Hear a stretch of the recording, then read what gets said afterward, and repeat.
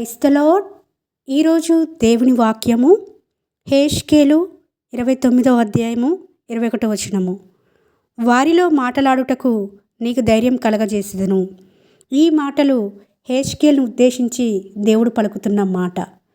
మరి ఇక్కడ ధైర్యం చెడే పరిస్థితి హెజ్కేలుకి వచ్చిందా?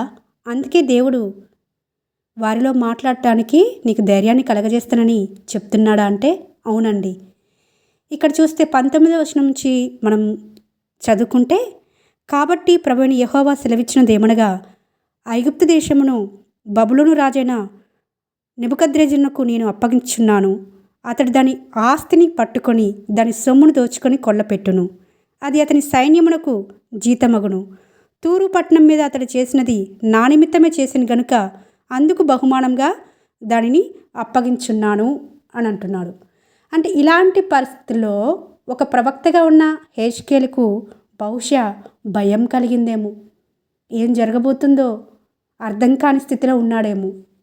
దేవుడు అందుకే ఇలాంటి పరిస్థితుల్లో కూడా నీకు మాట్లాడడానికి నేను ధైర్యం కలగజేస్తాను, నువ్వు భయపడకు, ధైర్యంగా ఉండని దేవుడే హెజ్కేలు ప్రవక్తతోటి మాట్లాడుతున్నాడు. మరి మన జీవితాల్లో కూడా అనేక సందర్భాలలో మన జీవితాలలో దేవుడే కొన్ని శ్రమలను అనుమతిస్తూ ఉంటాడు. మనం ఆయన మార్గంను విడిచి తిరిగినప్పుడు, లేకపోతే తప్పిపోతున్నప్పుడు, మన ఇష్టానుసారంగా జీవిస్తున్నప్పుడు దేవుడు వదిలిపెట్టడండి, చూస్తూ ఊరుకోడు. ఏదో ఒక రకంగా తన ప్రజలుగా చేయబడుతూ వచ్చినాము, తన కుమారులుగా చేయబడుతూ వచ్చినాం.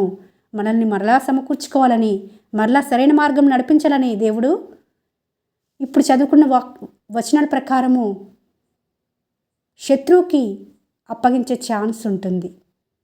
మనం కూడా సాతాను చేత శోధింపబడే ఛాన్స్ను దేవుడిస్తేనే వస్తుందండి. యోబు జీవితంలో చూసుకోండి, ఎగ్జాంపుల్గా తీసుకోవాలంటే యోబుకి ఎన్నో బెస్ట్ క్వాలిటీస్ ఉన్నాయి. దేవుని చేత గొప్ప సాక్ష్యం పొందిన వ్యక్తి. అయినప్పటికీ దేవుడు యోబుని శ్రమల పాలు చేయలేదా? రెండంతలుగా ఆశీర్వదించాలని దేవుడు ఉద్దేశం కలిగి ఉన్నాడు కాబట్టే యోబు జీవితంలో వాటిని అనుమతిస్తూ వచ్చినాడని ప్రతి ఒక్కరూ అర్థం చేసుకోవాలండి. ఈ రోజున మన చుట్టూ ఎంతమంది అయినా మనల్ని ఎగతాళి చేసేవారు, హేళన చేసేవారు, మనం దేవుణ్ణి నమ్ముకున్నామని మనల్ని త్రోసివేసేవారు, మన గురించి చిన్నతనంగా అంటే మనల్ని ఎంతో బాధపరిచే గాయపరిచే మాటలు మాట్లాడేవాళ్ళు, వాళ్ళ మధ్య మనల్ని ఉంచినప్పుడు దేవుడు మాట్లాడడానికి మనకి దేవుడే ధైర్యం ఇస్తాడు. భయపడిన అవసరం లేదండి. ఒకరి మాటలను బట్టి, ఒకరి ప్రవర్తనను బట్టి మనం దేవుడి కొరకు నమ్మకంగా, భక్తిగా, విశ్వాసంతో జీవిస్తున్నప్పుడు ఇలాంటివి వస్తూనే ఉంటాయి.